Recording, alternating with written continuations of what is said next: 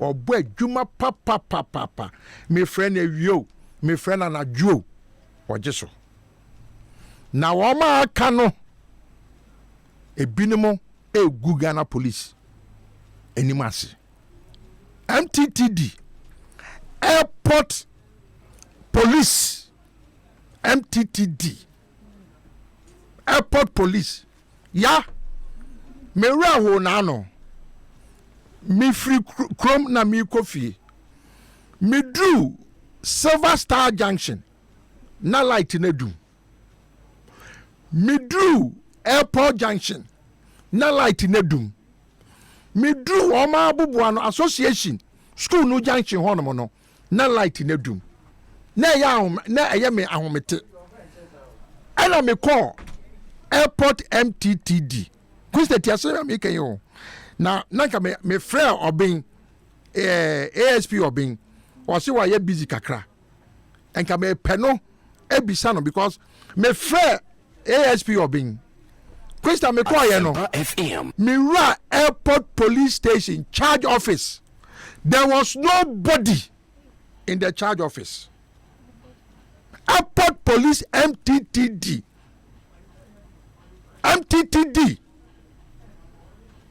new IGP when manafo no asemi mo kan kire no airport police MTTD for no bebi enya adwuma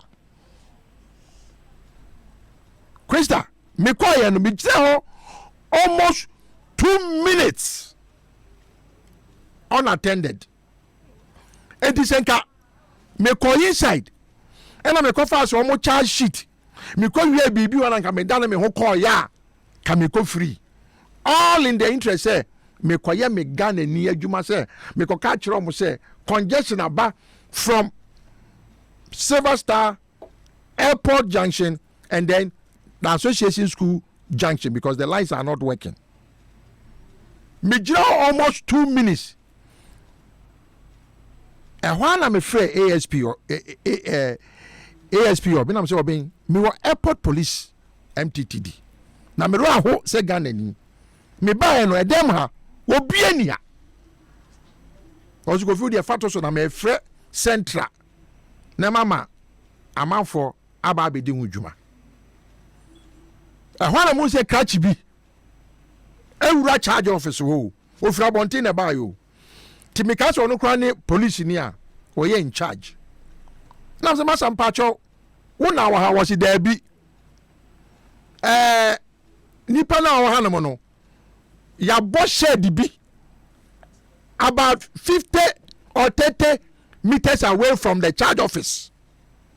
A honor inspector on what duty? A honor what here?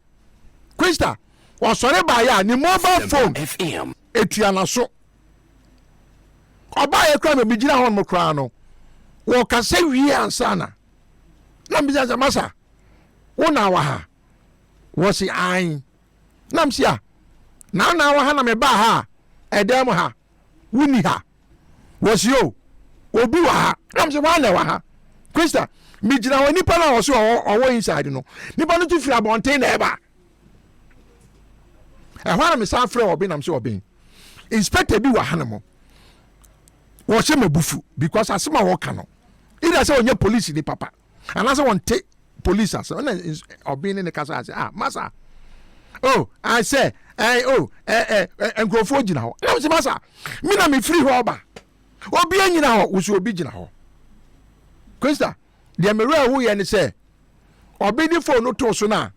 Police ni ka kire me say masa nyame ma wabotre. Police ni ka kire me say nyame ma minimum abotre. Can you imagine? As in a juma na oye no and follow this is the second time make about airport MTTD who asem e wo radio so. Now ho na commander no asuma obi a woni abeka kire wo say aden na wo ka ni station who asem yajuma na me ka say airport MTTD police commander you are the best in Ghana. Na mo pesa de no dodo mo anyima adwuma yakoka na mo buafu. I don't understand. Ekura yetimi se musuo kayen na traffic light eduma police NDC for Adabaka police station so account. Adabaka police station. Yeah. All overhead. Fire Avenue. And look at your Thompson Road. Say light to do ma. Caution some phone drivers a year. Meanwhile, Adabaka police station is only probably half a mile away.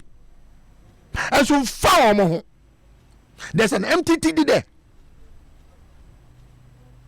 Asalam Down. I don't know if the police station is there. There used to be a police station at Asalam Down. Now, commissioners, senior officers now, do they actually know what these people are doing? Actually, Meko police headquarters, Miko MTDD director no, Akajana Masa, Unko Foni Biajumo Yano, and Swenio, crack. Ghana pen of police ni will do junction. Not a confusion or honoma. Obejina any confusion no aba from no. Onumum or say kwa pa onya kwa no no oko. When you say one year opposite for. Can you imagine? Messi Airport MTDD. The police people there. Media dame kwa no. I would say the people who are on duty, they are not fit. Because they were not even at the charge office. An inspector and above no rank.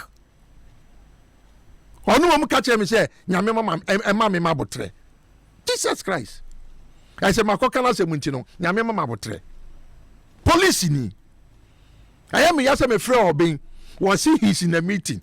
I wanted us to discuss if that's the way a policeman should respond to a civilian who comes to make a complaint. This was not even a complaint. It was an advice. Said this is what is going on. And this is the response the police officer gives me. Wokoka. Ya mamu nyesa o. Mamu nyesa. Said you want to be nya munyai. Ne enkrofo mo pa adwuma. Asempa. Edoso. Ye koka na akoya asem. NDC for Edomo foot soldiers, eco police. MPP for Edomo foot soldiers, eco police. That is the kind of police we are having. Dr. Kumbo, Wakasembi, I agree with him 100%. Tamanoye Minister for Health, or say he's not going to admit medical students. Yadi protocol and Yadi Omoba. His own party was angry at him. Dr. Kumbo, NDC. Then he also responded to them, say, okay, fine.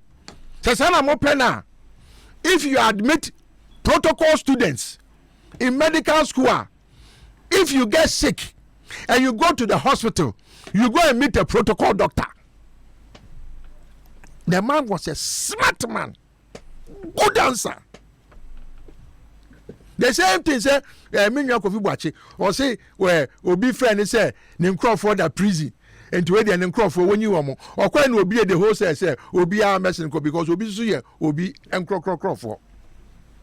That's the way, that's the country that we live in. How are we going to live in a country? The police, some of them, are refusing to do their duty. Some are doing very, very well. But sometimes, you will feel, say, Ghana police is not working. But Ghana police is working. And I hope the new IGP, Manafo Pano, I'm going to have a conversation with him. We will support him the 2 years that he has been given. And he should not come and repeat it. As Sananka Faso needs to say, you didn't buy it. So also be condonu, the course 20 years ago, 30 years ago, 10 years ago, 5 years ago. Asempa Fm. Then, as one once you can bring something new, something, and you can say, well, do something new in my life. Yes, I'm sorry. Do something good in my life. He should do something good in the lives of Ghanaians. Niakase, IGP, Buenumba, no. Change way, and I ain't Ghana for ye, share Bakubi bae. Mena nyadwene. But Ghana for would attest. Do are the feasibility police for buy, no. at least you saw the police on the street. Say no mun TV and crosso and koye bibi krana. You saw the police standing there. Me papa no don't buy no. But there was a police commissioner or buy no under him no. They introduced feasibility police. As to what they were doing, I had a challenge with it. But at least you could see them on the corners. Alasa. Thank you. Yes, IGP Alasa. Yes, that is what I want all IGPs to do. I don't know. And maybe no police for one more time. Who are police in the say, Obisu on the country? Obi by was it there be no policeman has the right to say Okwako Danka. And no police in the Oboye Jimisem, Okwako Danka no. See a report to Asamato. And then some police for Omoda Kano and Tuecha. We want to see police commissioners who will come and introduce something new in our lives. Now MTTD, a whole airport, and you new airport junction. There's not the light is not working. You don't care. Now inspector now what you want or no make them say nyame e mama botre. Asempa FM. Some afraid the superintendent or being amanena kasentino. Me no nyame me ma botre. Me ka say nyame ma ono na botre mum no onye na dwuma yi. Answer me so me de man say nyame ma na botre no onye na dwuma yi. This is the second time I'm talking about airport police MTTD. Me see me call IGP bu anymore. Our catch and say the commander there, he should sit up or ship out. It's as simple as that. My friend have been several times on this. Maybe a diplomatic shop or no. A diplomatic shop airport BMNSA if you honomono. South Road do now.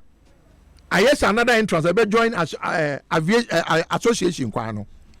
And then they free the old DSTV hobano. Say you police 14 bejina traffic light nasi. Not the diplomatic shop one they will be anywhere. Question some four driver for a year or who free association now be 10 year diplomatic shopper won't mean because a Jimmy for now mobile 3 lanes in a hormono or my father yet or more dear. Meanwhile, police in this light in us you. Sometimes you do association junction ono school no junction ono no obi gina ho ana mo ntimi fa bi ma ada police ni beba ono no bibia e move smoothly yakoka no obi buafu munya de pa ne mo mabaso ti say me amaka me nua ASP obin on numerous occasions me friend no was go fi me kwa sorry afi na ma ba me down me so obin me boa wa moa no afa no afre ni ababekle. That is how I don't need to call obin. It's not my job. But me call station ho na me call ye na say inspector ho no or catch him say me ma botre say ma be catch him so nko na adwuma. Does it make any sense? This is the country that we live in.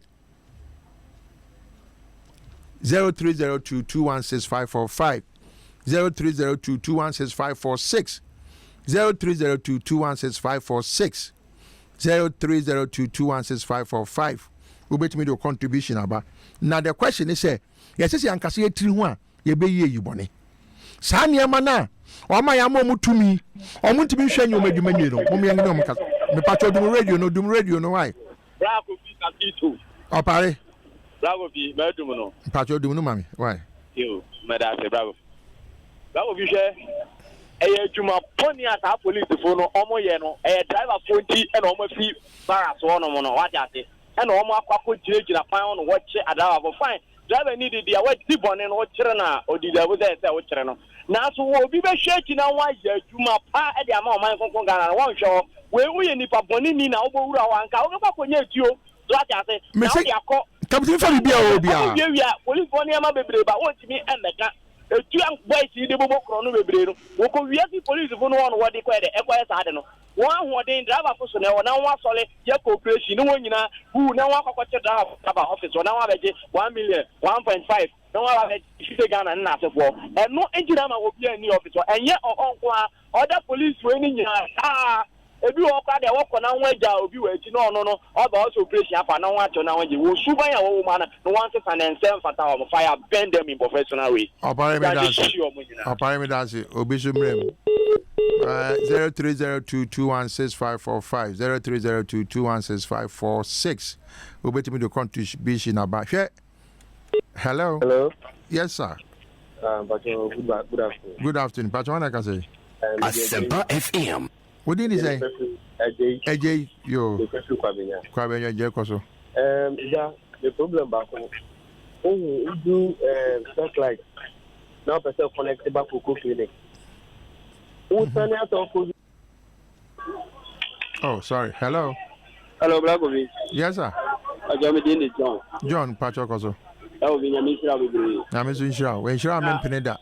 That will be only the way I'm told you, man. Oh, Cassa, Unsrubia, the assembly piano, for Canada, who program no baby na my mamma so I am because Asempanga said the Obabe Nobiano, what was there, what you could do and I'm so tell anymore no ma. I take baby or my bed anymore. A police will be on a last bar could be a bima, my mirror way. What she driver need be no chin on what she driver into the Kimla. Not driver in his shoe set. What the next hour for Jimmy Million to one ya. Near many money driver in him, police in him book on the so by force over Kiniman on the what in the car. Or for you and I didn't stream because what to me who be done on the Biedino. Driver Nino. What is in a bonoma? I've been a married. William, Asma, Asma Yanagana for Asma, okay, Minkasa Yampao. And so, South driver Nina and Uncle friend is uncle to the police in the crowd, or back as a uncle. I know I have someone. Aha. Give me or bonoma, many because I am almost one dim last of a class. Take Mamma Casa Machotti, driver ni, Waya Bonnie. A Yaniama, Munu, and also we. Send a driver's license. Say, wua license no, I was so timid. Say license no, and yani dia, I was so timid. Say license no, court a man the qua and can't any say, want to mean kaka, no kaka, police new timid. Mamma education. Police need be any right to say, or beg your driver key. Police need right and they said, driver ni ye, who freight tow truck. Ni abeto car no ko sa police for no motor car driver for car front no emra ma police ni bia man ntra driver ni car front emra Ghana police ni bia say one tra driver ni bia car front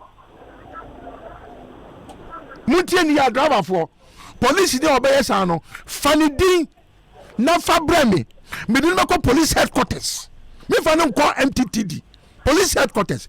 I'm here beside say, Naben or Gina Swa, or Timitra walk out front.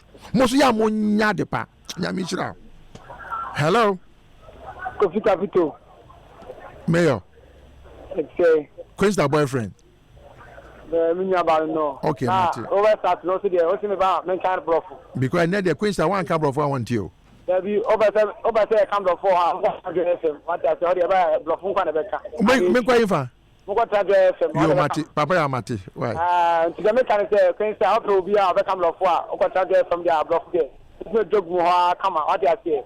I say, I be the fool of Frau or camera fool. I got a fool. Oh, I got a phone for can I tell you for ah, tell you for free. You're Mate. I got a phone for can tell you for fool. Papa, I would have come the time where you are so no come off for. Would the time I was already interested. Why? The mechanic said, Lagofi, I'm more about sir. I'm a chap of senior, he's a Christian, Nanopia. How? I preach for Lagofi. Mrs. My bet you my pa, the real Muya Hano. But one also a China, what do you call office no? What China got to account for? But one was it for not in catching one call. If you bottom that say, Ghana no, and let's say, what you police will be our two or two in the motor key and on a catching Lagofi. What do you mean? I'm ready to run fine. May say, Mono. I'm telling you, my police of a motor kimono. Or don't know. Have Lagofi was a yard Tokino. Ama. Moto no so timi to de ko. Okay, my catcher so need license. ya ka kyerɛ sɛ mama ne ntwi moto emra aka kyerɛ no Okay. anase wa tie ana ne moto no enkra taek ɛwɔ so eni so a saa moto no yɛmpere emie mfensi kwan so ene de police ni no wotimi ka sɛ moto no enkɔ ne de ko police station Matibravo fina me bazem buta sɛ Ghana ha no ale tina ye light no omuntimi ye solar light edina na ebi ye solar light ebi so nye untimi nka se ebi me pacho tie enya honkwa tie papaya enya honkwa na ye Ghana mesi baby ye solar ebi nye solar ala baby nye solar kase ye men kase ebi ni ho mesi de ele solar no omo tane nye solar papa o de maka o de chocolate bra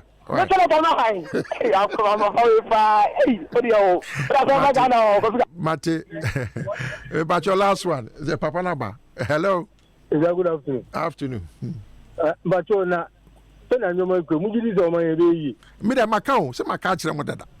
Then I know my question. I mean, you are gonna be you. Now, the political appointment. Then obey other to suit Ghanaian. Minya, I don't mind political appointment. But the political appointment, you do about Emra and also the Ejuma. And I'm not over you. And Tina Michesity, baby, the political appointment in any. But you bar what the constitution, no, and as I'm rapono, and I would the Ejuma. Politics in MMO. Yo. So Ghana, they made the mini hoop mum. Ghana, tea. Yet we say, now we nipana.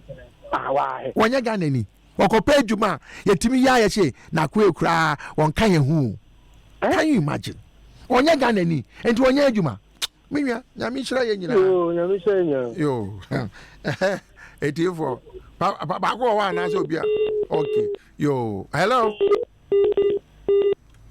mera so papa na ba papa we di oba ne won say express want to say ya no we the express pa oba no ogina me kon so no oka me fana de ma no etie for hwe Ghana ye de adwuma ma wa mo make sure say adwuma no ye be ni yi ama Ghana fo ho atowo mo nye sa ekuro no ye nyina ne etimo kanewu ensemfo ehin mo so mfo Kofi Kapito ma sorry so